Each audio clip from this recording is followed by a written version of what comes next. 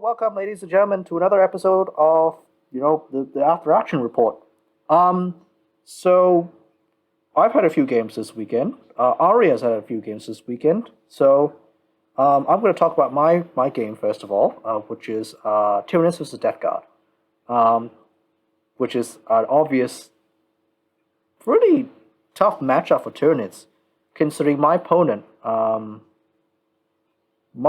had Mortarion, a Knight Desecrator, a Plague Burst Crawler, and just a whole bunch of Plague Marines, Deathguard Terminators, and Blight Lords. And a Demon Prince. I saw that army and was a bit like, okay, there's a lot of big Titanic units walking about. There's a lot of big T8 stuff walking about. For this game, right, I had to do it. I brought in the Hive Guard. And not just the Hive Guard. I went full out nonsense with the Hive Guard. I brought in a Maliceptor. I put in my 4000 IQ like Tyranid Prime. That is essentially a mini Gilliman. And I had a Neurothrope, a Chronos Neurothrope, casting the Chronos Psychic Power on them. So what ended up happening was that, when all the buffs were said and done, these guys were rerolling all hits. Every six they rolled gave them 4 additional hits that auto-wounded. And they rerolled to wound and rerolled the damage roll. So my first volley of shots was 12 shots into the Knight Desecrator. I got an 18 wounds. 18 wounds in the Knight Desecrator. And he was immediately down to his last bracket on 4 wounds. With rotated iron shields. So he did have the 4+ invul. Wow. Yeah. Second shot, I did of course spend the CP to fire again. 6 shots into the Knight Desecrator and 6 shots into the Plague Burst Crawler. Knight Desecrator just got obliterated. From 6 shots I think I got 12 wounds from 6 shots. And I got something like ridiculous, I got 14 wounds on the Plague Burst Crawler because I rolled 3 6s. It was like, what? And that Plague Burst Crawler just went down like a sack of bricks. It just couldn't survive that. So that was first turn shooting. Yeah, that was just first turn shooting. And at that point, I think my opponent was like, I made a huge mistake. Why did I tell my opponent that, to bring the Hive Guard and to bring, his best? Aye.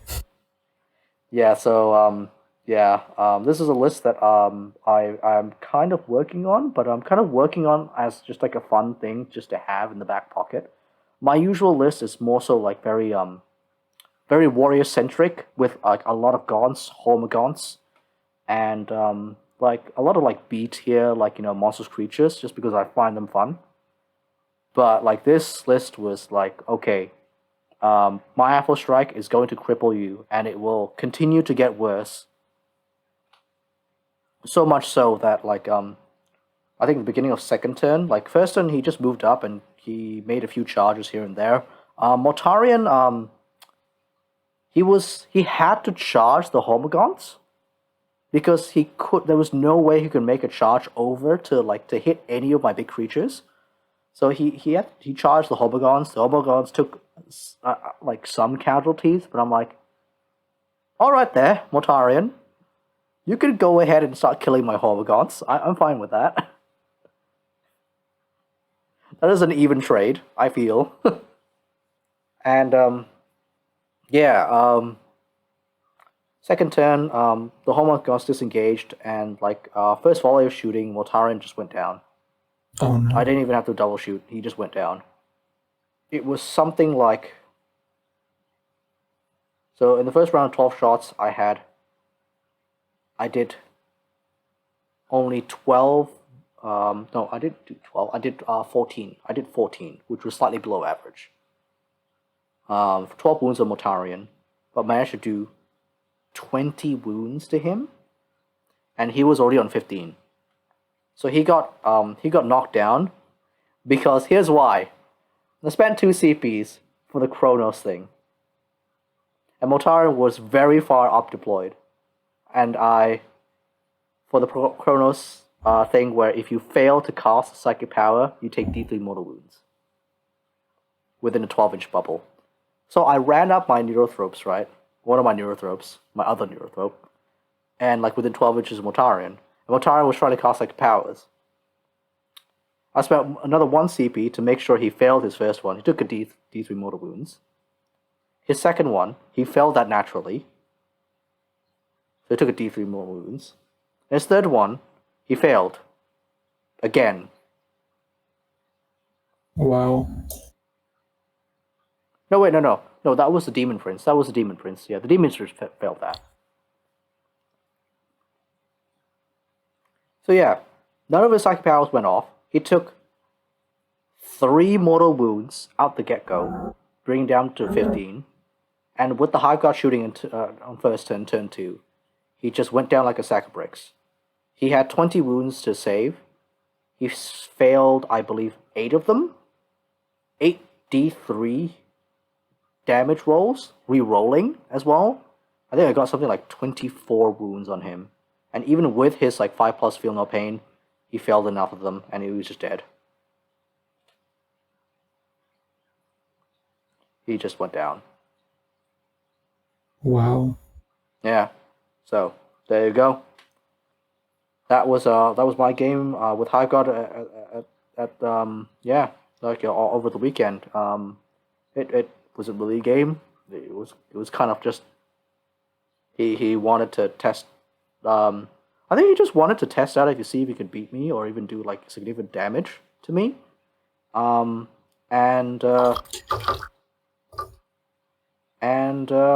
Yeah, no, like Tyranids, like, in very strong right now. Very strong. Very strong. Any thoughts, Mr. Ari? Any thoughts? I mean, very interesting. Because I remember fighting him with my Nids. Have we discussed that one? That we haven't discussed this one, but you can discuss this one now, because I think it'll be a very short video if we don't. Alright. So essentially, I was playing with my... So this bloke, I think I've said before, he fought my Thousand Sons twice, beat me, and then he was like, I want to try fighting your Nids. And everyone at the store was like, you sure you want to do that? His Nids are very competitive, like a competitive list. And I'm like, no, it should be fine, you'll be fine. I usually lose most of my games, it'll all be good. And he was like, no, I want to fight his Nids, I want to see how well they'll fare.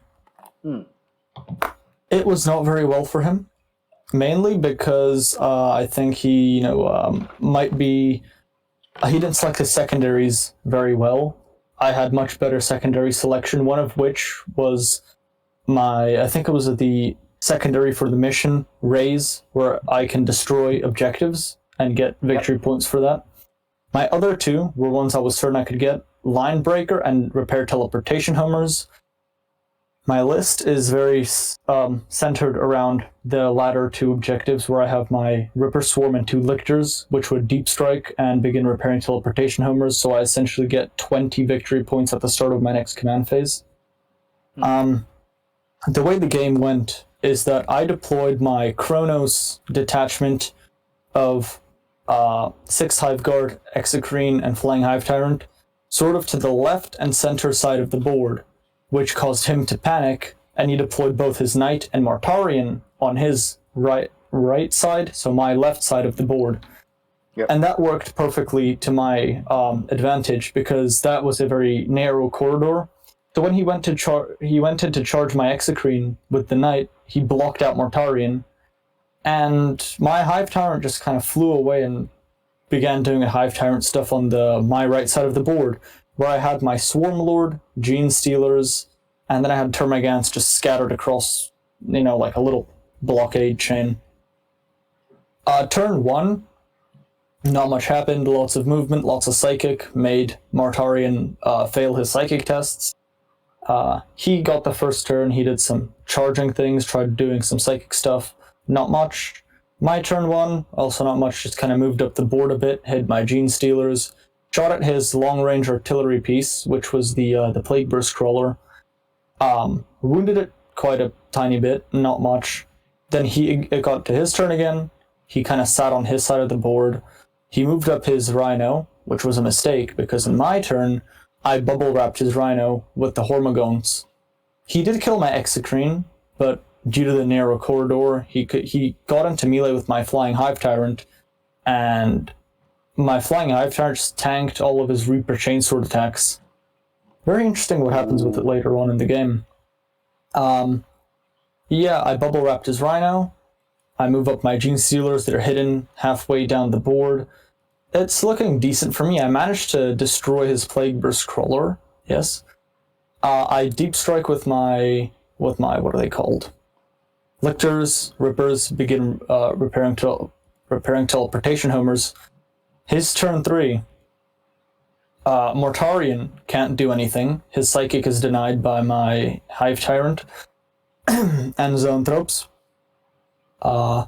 He attempts to kill the Flying Hive Tyrant with the Reaper Chainsword, and my Flying Hive Tyrant tanks all the attacks once again. It's down to 2 wounds, but it still survives.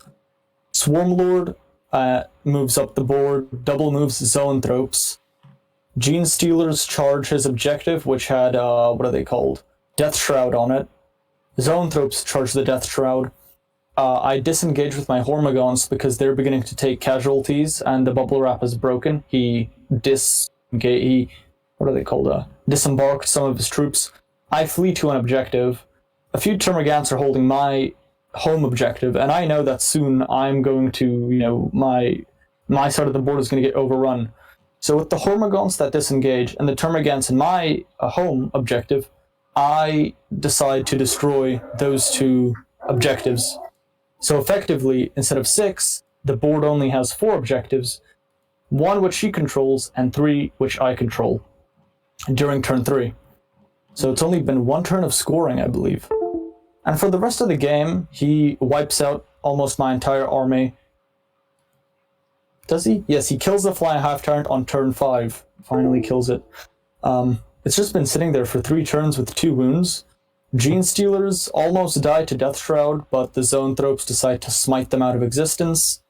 Broodlord and Termagants sort of just hang around in the mid-board, holding on to objectives until he comes, and he tries to kill him, but he fails. And at the end of the game, lots of destruction. His army, 50% of his army was gone. My army was completely annihilated. Only a Broodlord and the Zoanthropes remained. But I had more victory points because my secondary selection was a lot wiser. I think mainly comes down to experience here, that I've played for a long time. I know what secondaries I can take, what secondaries I should build my list around. And that little niche secondary which can destroy objectives came in very clutch. I destroyed 2 objectives which he had controlled, so effectively instead of 15, he only gets 5 victory points per phase, whereas I would get 15. So it really adds up very quickly, especially on turn 3. 2 more turns of scoring. Instead of 30, he gets 10, whereas I continue to get, 30 victory points. Yeah. Okay. Huh. Any comments, Bill? So basically, you're basically just outplayed him. Like, I'll be very fair. You basically just outplayed him. There's still 2 ways about it. Sort of. He did destroy most of my army, though, so, props to Deathguard for being very strong in that sense.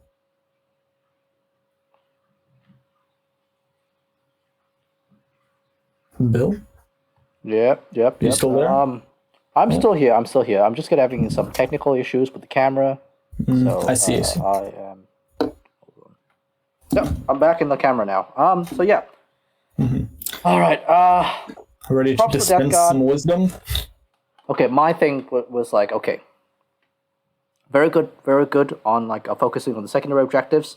Mm-hmm. I feel that secondary objectives, especially in 9th edition, are extremely important. So always be playing the secondaries. As Tyranids, we are always punching up, never punching down. Until now, maybe, only maybe. No, I think if you can build the correct list, you are definitely punching down. No. Never punch down, only punch up. It's called the uppercut. We use it. I mean, you can still uppercut like a dwarf. It's fine.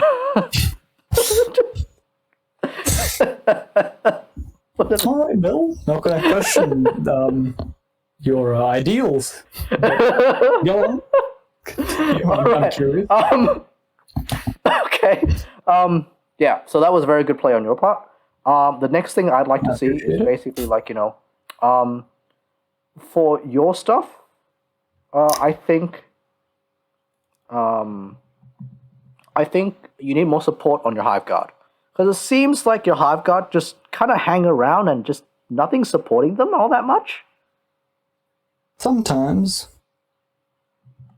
I mean, I usually have my Flying Hive turret to give them Symbio Storm, but once they destroy the enemy's artillery or heavy stuff, then they usually just sort of die, because their use has been used up.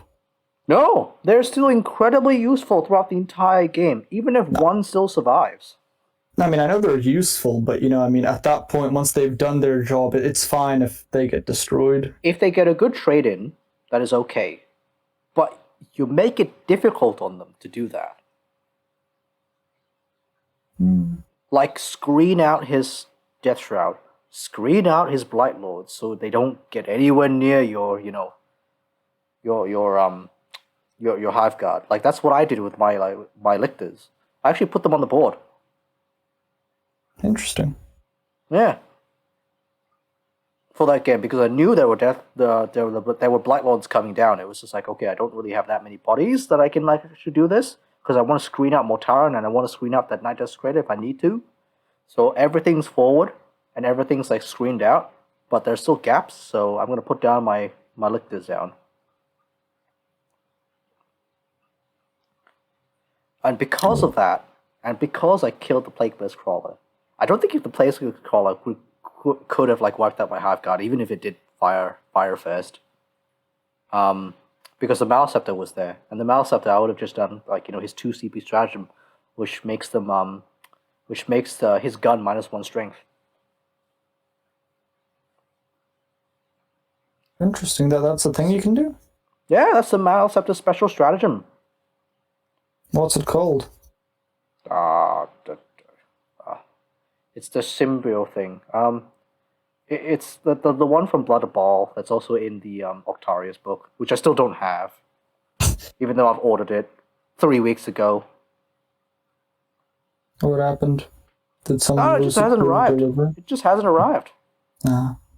It just seriously hasn't arrived. And our local LGS has told me it might not arrive till next year. And I'm like, well, apparently I'm just going to be playing with imaginary rules now. Yeah, at first I thought, that's a serious issue, but then I realized it's December. Next year's in a month.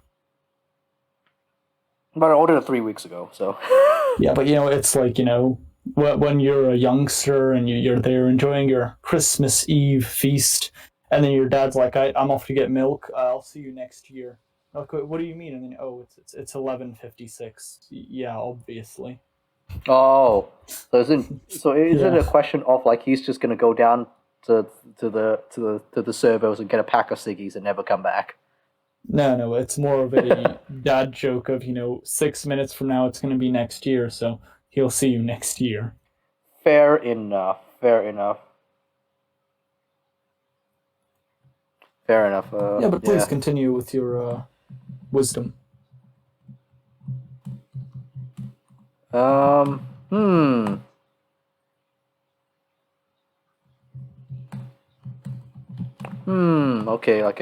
Okay. So yeah, make it as difficult as possible for him to get to your Hive Guard. Make him pay for every inch of land they has to need to take. Also,